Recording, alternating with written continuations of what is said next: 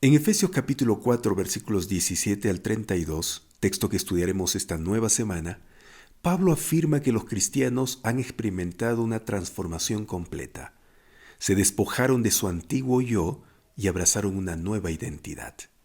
Esta transformación consiste en una renovación de la actitud de la mente, porque cuando la mente cambia, cambia la vida entera, amigos. Pablo identifica esta nueva existencia en términos prácticos. Utiliza la metáfora universal de usar la ropa y cambiarla con el fin de ilustrar el cambio de identidad personal que ocurre cuando Cristo transforma la vida mediante la morada del Espíritu Santo. Pablo nos enseñará esta semana que unirse al cristianismo es como dejar una muda de ropa que constituía la identidad pasada y vestirse una nueva muda, lo que a los demás les da la impresión de que somos una persona nueva. Pero convertirse en cristiano no es lo mismo que quitarse la ropa vieja temporalmente, solo de noche, para volver a ponérsela a la mañana siguiente. Más bien, cuando Pablo habló de quitarse la ropa, se refería a quitársela y tirarla para siempre. Para mí es un placer darle la bienvenida a una nueva jornada de estudio en este tercer trimestre del año. Hoy iniciamos el estudio de la lección número 8 titulada Vidas moldeadas por Cristo y palabras inspiradas por el Espíritu. Bienvenidos una vez más al programa Lecciones que Transforman.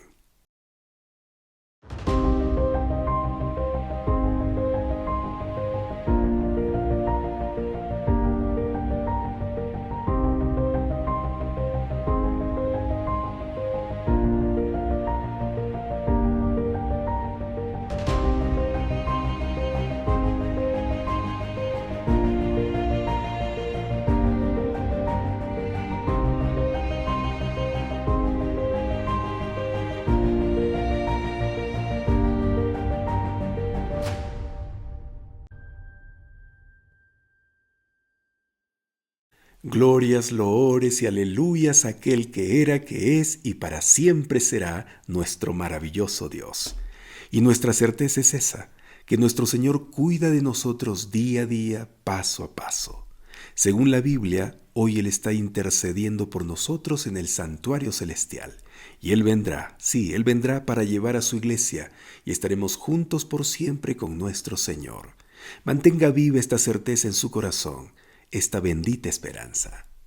El tiempo va pasando y cada día que pasa estamos más cerca del gran día, cuando el Señor se manifestará en gloria. En ese momento, esta realidad presente que estamos viviendo quedará en el pasado y Dios, conforme a su promesa, hará nuevas todas las cosas. Y así comenzará un nuevo tiempo, una nueva era, una nueva vida. Pero esa nueva vida, ¿es posible vivirla desde ahora como un anticipo? Esta semana aprenderemos que sí es posible, gracias al poder de nuestro Dios, el Espíritu Santo. La presencia del Espíritu Santo en nuestra vida lleva a una transformación de la cosmovisión, la identidad, el estilo de vida, la conversación, las actitudes y las relaciones. Esta semana aprenderemos que vivir una vida nueva, vivir una vida en Cristo es dejar, abandonar o desechar las cosas vanas del mundo gentil que incluyen la cosmovisión pecaminosa y el estilo de vida del reino de este mundo. Y a cambio recibimos una nueva identidad, una nueva ciudadanía y una nueva identificación que es el pasaporte al reino de Dios. Sin embargo, el nuevo documento de identidad es más que un simple certificado en papel. El nuevo documento de identidad implica una auténtica transformación del estilo de vida, del carácter y de las relaciones de una persona con los demás miembros de la iglesia y con la humanidad. No obstante, esta nueva vida no es un proyecto regenerador basado en alguna filosofía o ideología humana. Esta identidad es una nueva vida cualitativamente hablando. Esta vida es posible solo cuando encontramos y aceptamos al Señor Jesucristo y solo cuando permitimos que el Espíritu Santo obre en nosotros. Como ya mencioné al principio del programa, el título general de la lección número 8 es Vidas moldeadas por Cristo y palabras inspiradas por el Espíritu. El estudio de esta semana estará basado en Efesios capítulo 4 versículos 17 al 32. Y de esta forma estaremos culminando el escudriñamiento del capítulo 4 de Efesios. El texto para memorizar se encuentra en Efesios capítulo 4 versículos 22 al 24. Les invito a leerlo y a la vez les animo a memorizarlo.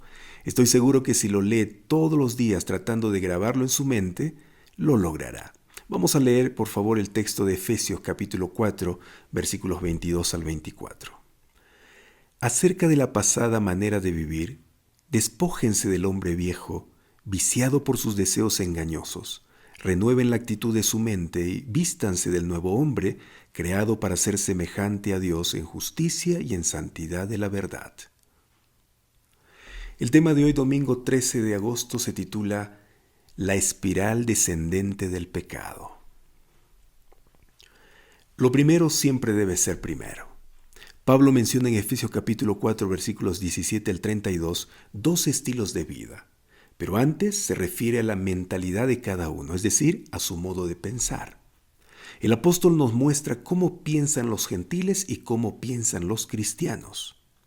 Hoy veremos el tipo de pensamiento de los gentiles y mañana veremos el tipo de pensamiento de los cristianos.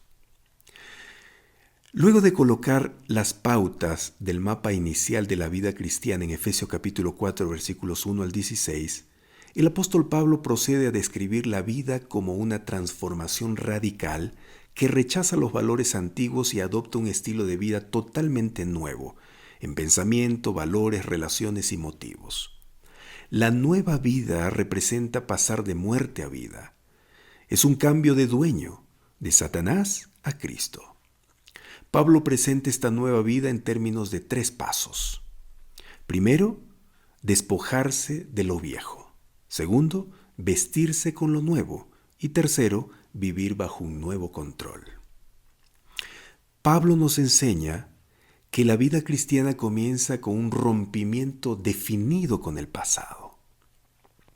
La amonestación del apóstol Pablo es inconfundible. Vamos a leer, por favor, Efesios capítulo 4, versículos 17 al 19. Esto pues digo y requiero en el Señor, que ya no andéis como los otros gentiles, que andan en la vanidad de su mente, teniendo el entendimiento entenebrecido, ajenos de la vida de Dios por la ignorancia que en ellos hay, por la dureza de su corazón, los cuales, después que perdieron toda sensibilidad, se entregaron a la lascivia para cometer con avidez toda clase de impureza. El apóstol Pablo comienza diciendo, esto pues digo y requiero en el Señor. El pedido de Pablo, como dirigente de la iglesia, no es caprichosa, ni egoísta, ni partidaria. Es en el Señor, es en la voluntad del Señor. Es decir, Pablo va a compartir y pedir a los creyentes lo que le agrada al Señor. ¿Y qué es lo que agrada al Señor? Que Pablo va a compartir con los cristianos efesios. La segunda parte del versículo 17 nos da la respuesta y dice así, vamos a leer. Ya no andéis como los otros gentiles, que andan en la vanidad de su mente. Como hemos dicho antes, Pablo utiliza el verbo andar para referirse al vivir y lo va repitiendo a medida que avanza en su carta para responder la pregunta ¿cómo vive la iglesia? La respuesta del apóstol es no como los gentiles, no con su mente vana, vacía. La mente vacía solo tiene vanidad, futilidad, frustración, desorientación, perversidad, depravación y otras cosas horribles. El apóstol Pedro, hablando de los hombres injustos que hablan vanidades, declara en 2 de Pedro, capítulo 2, versículos 17 y 18 lo siguiente. Leamos. Estos individuos son fuentes sin agua, niebla empujada por la tormenta, para quienes está reservada la más densa oscuridad. Pronunciando discursos arrogantes y sin sentido, seducen con los deseos naturales desenfrenados a quienes apenas comienzan a apartarse de los que viven en el error. Ustedes, dice Pablo a los creyentes, no vivan la vanidad. La vanidad es dañina, solo se interesa por lo finito, lo transitorio, lo necio, lo vacío, afecta la facultad intelectual y la percepción moral, destruyéndolas. Luego Pablo describe la mentalidad vanidosa de los gentiles. Y para conocerla, les invito a leer una vez más los versículos 18 y 19 del libro de Efesios capítulo 4. Vamos a leer. Teniendo el entendimiento entenebrecido, ajenos de la vida de Dios por la ignorancia que en ellos hay, por la dureza de su corazón, los cuales, después que perdieron toda sensibilidad, se entregaron a la lascivia para cometer con avidez toda clase de impureza. Amigos, aquí el apóstol Pablo nos comparte una lista de 6 tragedias que produce la mentalidad vanidosa. La primera tragedia que produce la mentalidad vanidosa es un entendimiento entenebrecido. La palabra entenebrecido se refiere a algo oscuro, triste, tenebroso, lleno de tinieblas. Entonces, lo que el apóstol Pablo está diciendo aquí es que los gentiles no poseen la luz espiritual necesaria para captar la verdad. No la entienden, ni pueden. Viven como un ciego que transita por un camino desconocido, como un filósofo en un cuarto oscuro buscando un gato negro que no está ahí. El apóstol Pablo, cuando escribe a los cristianos de Roma en Romanos capítulo 1, versículos 20 y 21, describe a los gentiles y a su entendimiento envanecido de la siguiente manera. Les invito a buscar Romanos. No tienen excusa, pues habiendo conocido a Dios, no le glorificaron como a Dios, ni le dieron gracias, sino que se envanecieron en sus razonamientos, y su necio corazón fue entenebrecido. En sus tinieblas los gentiles confundieron la sabiduría, y el mismo Dios lo confundieron con representaciones creadas por ellos mismos. Así también lo muestra Romanos capítulo 1, versículos 22 y 23, de la siguiente manera. Profesando ser sabios, se hicieron necios y cambiaron la gloria del Dios incorruptible en semejanza de imagen de hombre corruptible, de aves, de cuadrúpedos y de reptiles. Entonces, Pablo deja en claro que las tinieblas de los gentiles no son un modo de vida apropiado para la iglesia. Los creyentes en la iglesia, todos los miembros deben vivir en Cristo. ¿Y por qué eso es importante? Vivir en Cristo. Porque Cristo, en cierta ocasión enseñando al pueblo, dijo en Juan capítulo 8, versículo 12 lo siguiente. Yo soy la luz del mundo. El que me sigue no andará en tinieblas, sino que tendrá la luz de la vida. Entonces, quien está en Cristo en la iglesia, poseyendo la luz de la vida, vive la luz de Cristo y su modo de vida es semejante al suyo, con Dios, no como los gentiles en sus tinieblas. La segunda tragedia que produce la mentalidad vanidosa, según Pablo, es una vida alejada de Dios. En el versículo 18, Pablo dice que los gentiles viven alejados de la vida de Dios. Amigos, no es extraño que los gentiles vivieran alejados de Dios. Y si están alejados de Dios, entonces no conocen la vida ni la fuente de la vida. Pero la separación de Dios comienza en la mente. Toma la forma de una enemistad. Pablo dice a los cristianos colosenses de origen gentil, en Colosenses capítulo 1, versículo 21, lo siguiente. Vamos a leer. Y a vosotros también, que erais en otro tiempo extraños y enemigos en vuestra mente, haciendo malas obras, ahora os ha reconciliado. Extraños también significa separados o alejados. Los gentiles separados de Dios adoptaron una actitud mental de enemistad contra Él. Hicieron obras contrarias a su voluntad, pero no comenzaron su enemistad por las obras, la iniciaron en su mente. De la mentalidad enemiga surgieron las malas obras. Pablo con esto nos enseña que en la iglesia no se puede vivir con mentalidad enemiga. Por el contrario, la mente propia de los cristianos es una mente amiga, y la mente amiga produce obras amigables y buenas. La tercera tragedia que produce la mentalidad vanidosa es la ignorancia de Dios.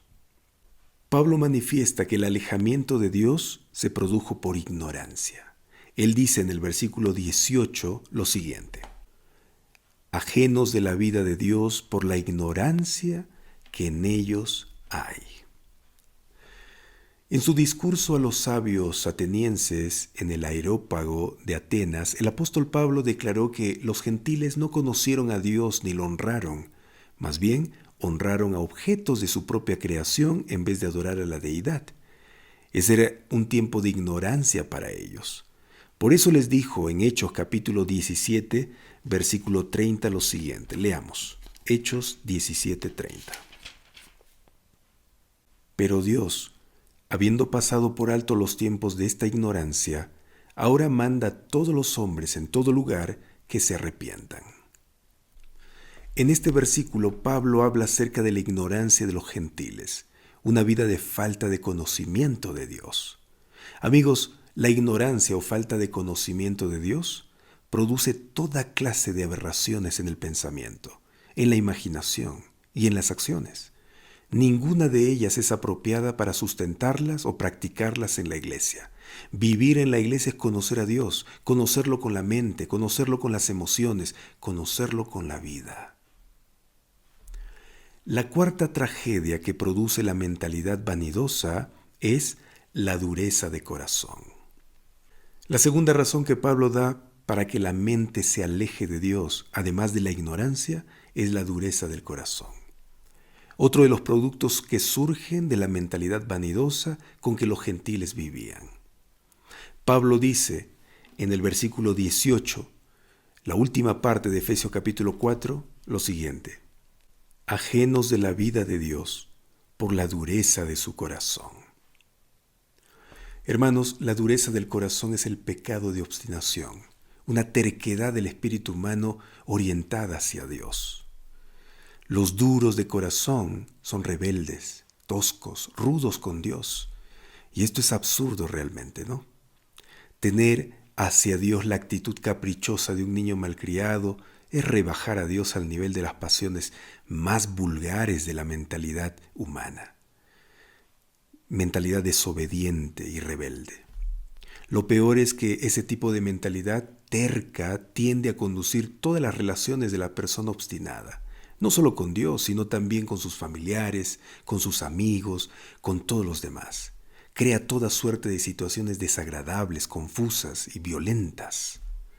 Por lo tanto, la mentalidad obstinada no sirve para vivir en la iglesia tampoco. La quinta tragedia que produce la mentalidad vanidosa es la pérdida de la sensibilidad. Amigos, la mentalidad vanidosa también produjo en los gentiles pérdida de la sensibilidad. El apóstol Pablo dice en la primera parte del versículo 19 lo siguiente, leamos: los cuales después perdieron toda sensibilidad. Hermanos, la mentalidad vanidosa se autodestruye. Elimina de la persona toda capacidad para reaccionar sensiblemente ante los demás. Tiene el espíritu encallecido, no siente afecto, ni simpatía, ni turbación. Es insensible, nada ni nadie le importa. No siente pena por los demás, ni vergüenza por sí mismo. En la relación fraternal de la iglesia, la insensibilidad es inaceptable. En Romanos, capítulo 12, versículo 10, Pablo dice a los creyentes de Roma de la siguiente manera. Leamos Romanos.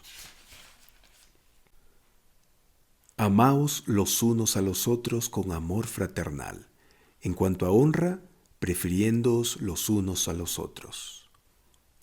Y el apóstol Pedro, en su primera carta, el capítulo 1, versículos 22 y 23, afirma que los creyentes están preparados para practicar el amor fraternal auténtico, no fingido. Vamos a leer primera de Pedro, capítulo 1, versículos 22 y 23. Habiendo purificado vuestras almas por la obediencia a la verdad, mediante el Espíritu, para el amor fraternal no fingido, amaos unos a otros entrañablemente de corazón puro, siendo renacidos no de simiente corruptible, sino de incorruptible por la palabra de Dios que vive y permanece para siempre.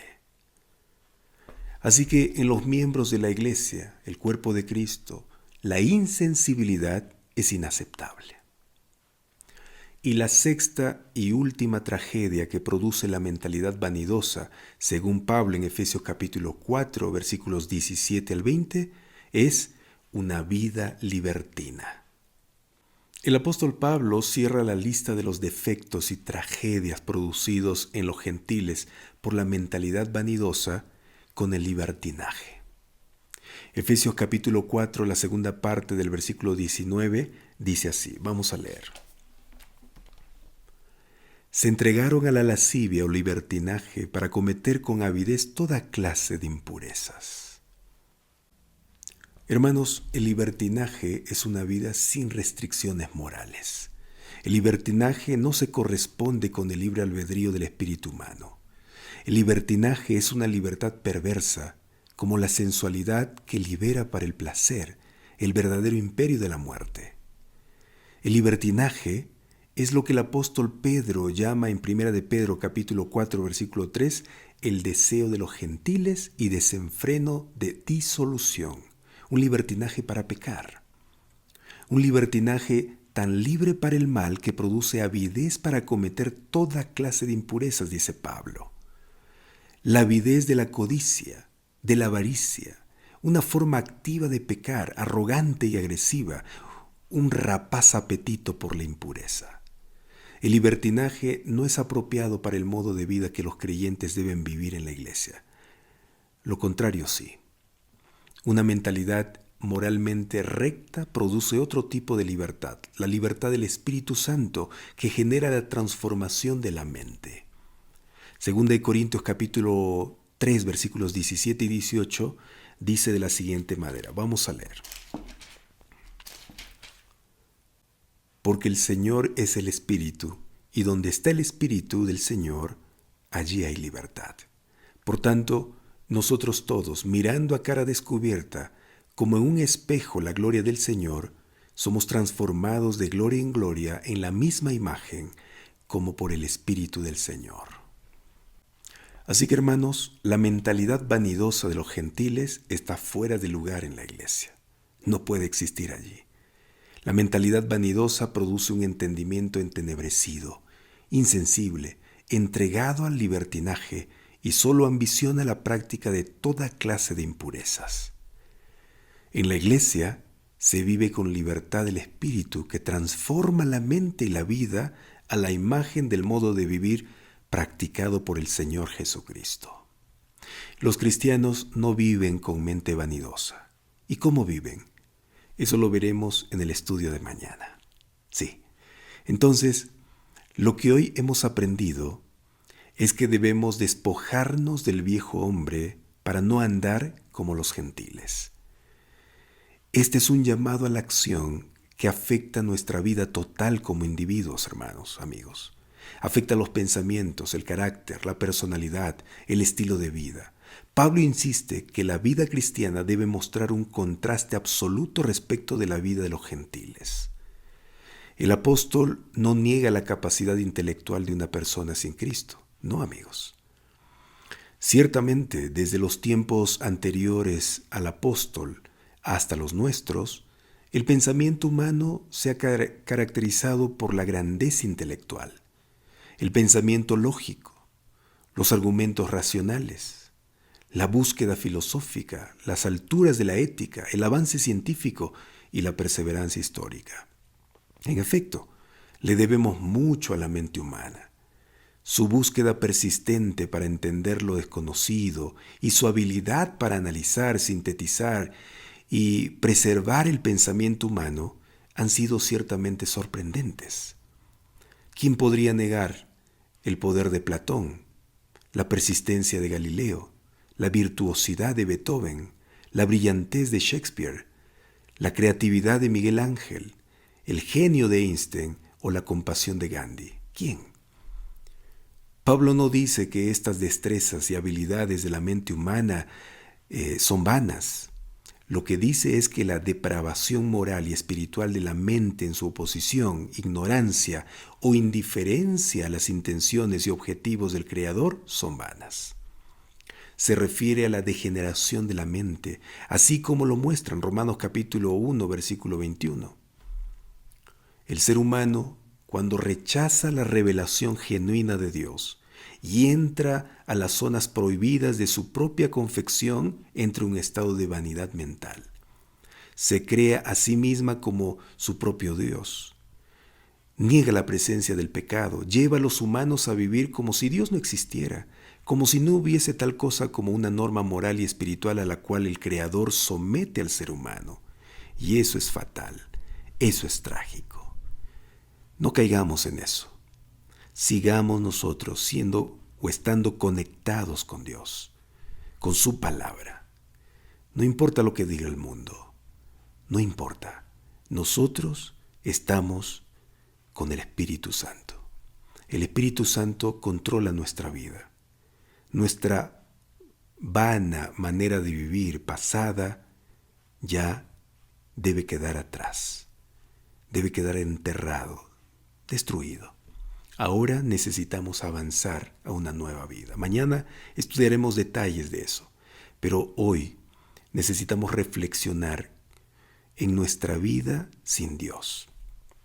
Mira, amigo, amiga, ¿cómo es la vida sin Dios? Triste, ¿no? Triste. Vivimos en ignorancia, vivimos alejados de Dios, vivimos en tinieblas. Dígame, ¿esa es una linda vida? Pero así quiere el mundo vivir. Mira a tus costados, mira ahí al lado tuyo. Puede ser tu esposo, puede ser tu esposa, pueden ser tus hijos o tus padres. Mira a tus vecinos, tus compañeros de trabajo, de estudio. ¿Acaso ellos no creen que están haciendo bien las cosas, viviendo sin Dios? Ellos creen que son mejores que tú. Sin embargo, ellos viven en ignorancia. No se dan cuenta, no conocen la verdad. ¿Cómo van a conocer la verdad si no están conectados con la verdad que es Cristo? Ellos viven en tinieblas. ¿Cómo no van a vivir en tinieblas si no están conectados con la luz? Si Cristo es la luz. Él mismo dijo, yo soy la luz del mundo. ¿Cómo, amigos? Triste, ¿no? Lo que nos toca hacer es orar por ellos. Vamos a orar por nuestra familia, familia que anda por un camino que no debe andar. Y lástima, ¿no? Muchas veces nos tratan mal, nos insultan y piensan que están haciendo bien al hacer eso. Así es, porque tienen la mente entenebrecida, llena de vanidad. Eso es terrible. Pero gracias a Dios que Él nos encontró en el camino de la vida y nos dijo, ven a mí. Y gracias a Él también que respondimos a su llamado. ¿Sí? Él no se cansó de llamarnos. Insistió con amor, con ternura, con paciencia y respondimos. Y ahora estamos en el camino. Sigamos en ese camino de la luz. Sí, hermanos. Y eso es lo que quiere Pablo. Pablo quiere que nosotros podamos abandonar la vida vieja, la vida pasada de pecado, para que podamos empezar una nueva vida y de esa forma estar unidos, porque la unidad depende de la vida nueva. Porque con la vida antigua, amigos, con todo lo que Gálatas menciona, ¿no?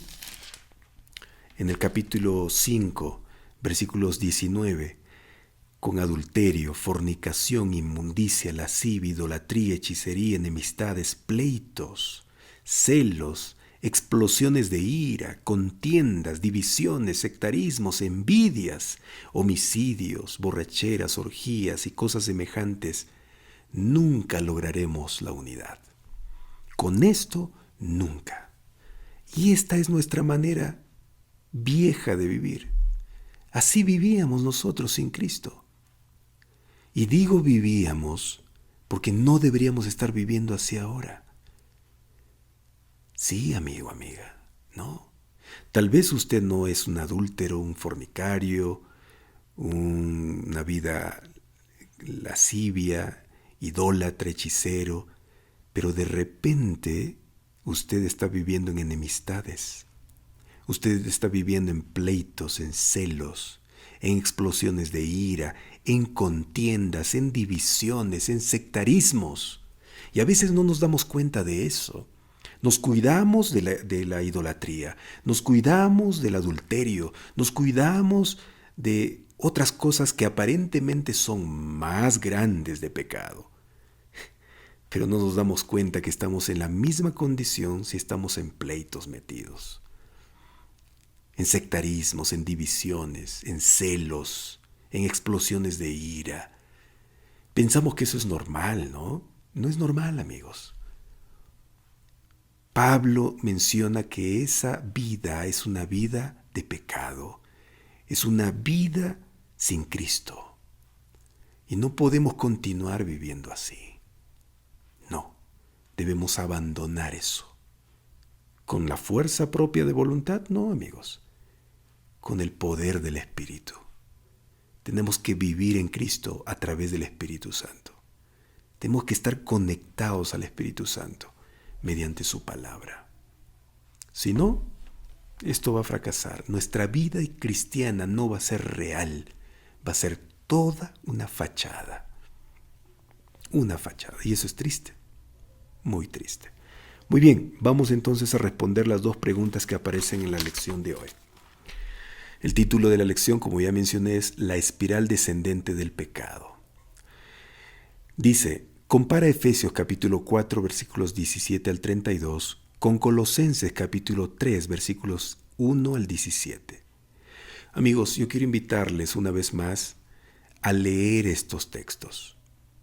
No se quede solo mirando el video, lea. Aquí le pide que lea. Por favor, hágalo, para que usted tenga el pensamiento más claro, la idea más clara y el Espíritu Santo pueda trabajar en usted mejor. Vamos a leer, ¿está bien? No en este momento porque ustedes saben, el tiempo es corto aquí en la transmisión, pero usted lo puede hacer tranquilamente. Y dice, ¿cómo aboga Pablo para que los creyentes vivan de una manera que fomente la unidad de la iglesia? Quiero compartirles mi respuesta. Pablo motiva a los creyentes a despojarse de la vida vieja, a vestirse de lo nuevo y a vivir bajo un nuevo control, el control del Espíritu Santo. En esto consiste la nueva vida en Cristo, en pasar de muerte a vida, de Satanás a Cristo. Así es, amigos, cuando hagamos eso, la unidad va a ser una realidad. Por eso Pablo habla de esto en Efesios. ¿Qué tiene que ver, de repente alguien pregunta, todo este asunto de la vida vieja con la unidad? Mucho. Ya acabo de mencionarles que viviendo la vida vieja, pasada, de pecado, jamás vamos a lograr la unidad. Jamás. Por eso Pablo dice, dejen esa vida, vístanse con la vida nueva y vivan junto al Espíritu Santo para que Él controle su vida, maneje su naturaleza pecaminosa y lo tenga allí, en alto, en stop. Eso es importante. Pablo aboga por eso, ¿no? Aboga para que vivamos en unidad. Vamos a la segunda pregunta. Dice, ¿cuál ha sido tu experiencia con el poder del pecado que sigue arrastrando a una persona a más pecado?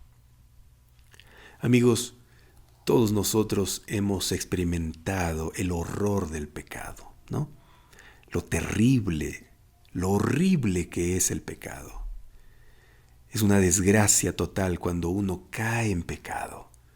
Y parece como que va cayendo y no puede parar. Es como un hoyo que va profundo. Y es triste eso, ¿no? ¿Usted lo ha experimentado? Yo lo he experimentado. Es terrible. Uno siente como que no tiene control de sí mismo. Y es así, amigos, porque hay un poder sobrenatural, que es el poder de Satanás, que va controlando nuestra vida, porque lastimosamente nosotros le hemos dado ese control.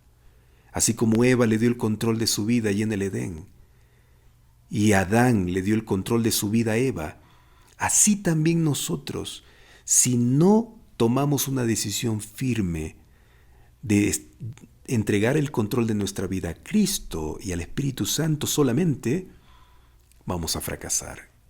Vamos a seguir siendo arrastrados por el pecado. Y eso no debe ser así. Entonces, ¿cuál sería la respuesta? Le comparto mi respuesta. Mi experiencia ha sido desastrosa. El pecado es un hoyo profundo cuya caída allí es progresiva y sin freno. Solo la decisión humana, controlada por el poder de Dios, puede poner un alto a la caída. Así es, amigos. Solo el poder del Espíritu Santo. Así es. Por favor, no vayamos por ese camino de horror, de desgracia, que es el camino del pecado. Juntémonos con Cristo siempre, caminemos con Él, con el Espíritu Santo, hasta el final. Y viviremos felices, en paz y unidos, que es lo más importante. ¿Está bien? Muy bien, vamos a orar y vamos a pedirle al Señor que nos ayude a no caer en esa espiral de pecado. No, descendente, ¿no? Sin freno hacia abajo. No, que nos mantenga a su lado, firmes, caminando. Y si tú en algún momento, o tal vez ahora mismo, estás cayendo, pide a Dios. Pide, entrégale tu voluntad, entrégale tu decisión y dile: Señor, yo decido hoy no caer más. Te doy permiso para que pongas un alto en mi vida de pecado y me limpies, me purifiques. De repente estoy hablando a un esposo, una esposa que está metida en una relación de adulterio. ¿Sabes? La única solución que tienes para salir de allí es tomar la decisión de que el Señor tome el control de tu vida. No hay otra forma más. Dile: Señor, tú sabes cuánto yo anhelo salir porque amo a mi familia, pero mi naturaleza lasciva está allí llevándome al pecado. Señor, ayúdame, por favor, dame fuerza. Haz un milagro en mi vida, en mi mente. Cuando hagas eso, el Señor va a tomar el control de tu mente, va a tomar el control de tu vida entera. Hazlo. Tal vez alguien aquí está metido en las drogas y no sabe qué hacer, cómo salir. No sabe. Siente que ya está perdido y no tiene solución. Sí hay solución, amigo. Si estás vivo, viva, hay solución. Toma la decisión de que el Señor entre a tu vida. Haz eso. ¿Y cómo lo hago? Tanto para el adulterio y las drogas y cualquier pecado es entrar a este libro. Entra a este libro. Busca a alguien que te ayude con este libro, con la oración, que te ayude entrando en un grupo de personas que estudian la Biblia, para que estén allí siendo tu soporte. Hazlo, hazlo. Permíteme orar por ti, querido Señor. Aquí estoy con mis amigos y tal vez tú conoces a alguien que está pasando por una situación complicada en su vida y quiere salir de ese espiral de pecado descendente. Te pido por favor que lo saques, Señor. Haz un milagro. Si esa persona está diciendo: sí, Señor, sácame, en este momento, si está diciendo eso, haz el milagro, porque te está dando el permiso, Señor. Y por el poder que tú tienes, Señor, yo humildemente oro por esa persona. Oro. Haz el milagro. Gracias, Señor. Haz el milagro en todos nosotros que necesitamos de ti. Queremos andar en tus caminos. Queremos dejar la vida pasada para comenzar a vivir una vida nueva. No podemos continuar, Señor, si hemos entregado nuestra vida a ti practicando las obras de la carne, porque eso nunca nos llevará a la unidad. Y gracias por todo una vez más, en el nombre de Jesús. Amén. Queridos amigos, queridos hermanos, muchas gracias por estar aquí conmigo. Te deseo lo mejor, deseo que tengas un lindo inicio de semana estudiando la Biblia. Y comparte este video, comparte el estudio, no te quedes solo con el mensaje, vamos a compartir. Un fuerte abrazo y gracias por todo. Nos vemos en la siguiente edición.